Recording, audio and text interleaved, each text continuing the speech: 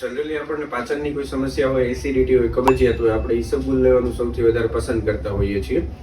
આપણે પાછળની એક રીલમાં જોયું કે ઈસબગુલ પચ્યા વગર શરીરની બહાર નીકળી જાય છે અને ઠંડી કે ગરમ કોઈ પણ અસર આપણા શરીરની અંદર લાવતું નથી. જ્યારે આયુર્વેદના ગ્રંથોની અંદર ઈસબગુલને ઠંડુ કીધું છે, પરંતુ એની ઠંડી અસર માત્ર સીમિત છે.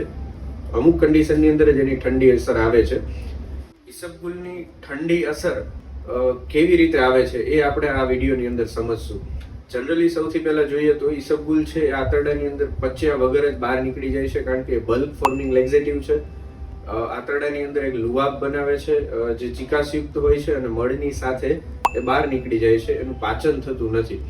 હવે જનરલી આપણા આંતરડાના અંદરના ભાગે એક શ્લેષ્મ કલા હોય છે, અંદરનું જે પડ છે એ ખૂબ ચિકાસયુક્ત હોય છે. ઈસબગુલના બલ્કની જે ચિકાસ છે એ આ પડને ચિકાસ આપવાનું કે પોષણ આપવાનું કામ કરતું હોય છે.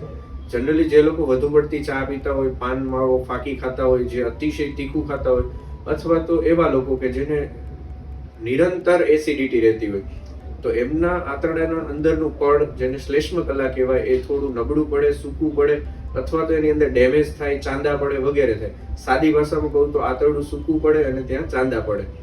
તો ઈસબગુલનો જે આ બલ્ક છે એ ચિકાસવાળો હોય એટલે આંતરડાના અંદરના પડ શ્લેષ્મ કલાને જ્યાં પિત્ત વધ્યું છે, સુકાઈ ગયું છે, ત્યાં ઠંડક આપે, ચિકાસ આપે અને ત્યાં પ્રોપર હીલિંગ આપવાનું કામ કરે. એટલે કે એની ઠંડકવાળી ઇફેક્ટ એ ખાલી ને ખાલી આંતરડાના શ્લેષ્મ કલા પૂરતી લોકલાઇઝ્ડ છે.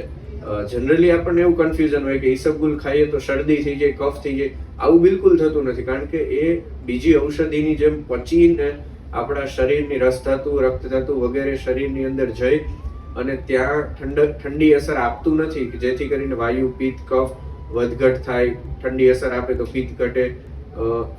ઈસબગુલ લઈએ તો એની ઠંડી અસરના હિસાબે કફ વધી જાય, શરદી થઈ જાય. આવા કોઈ પણ લક્ષણો જોવા મળતા નથી.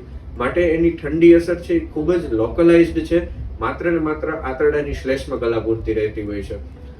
મેં પ્રેક્ટિકલી શરદી, ઉધરસ, તાવ વગેરે રોગોની અંદર પણ ઈસબગુલ આપીને જોયું છે.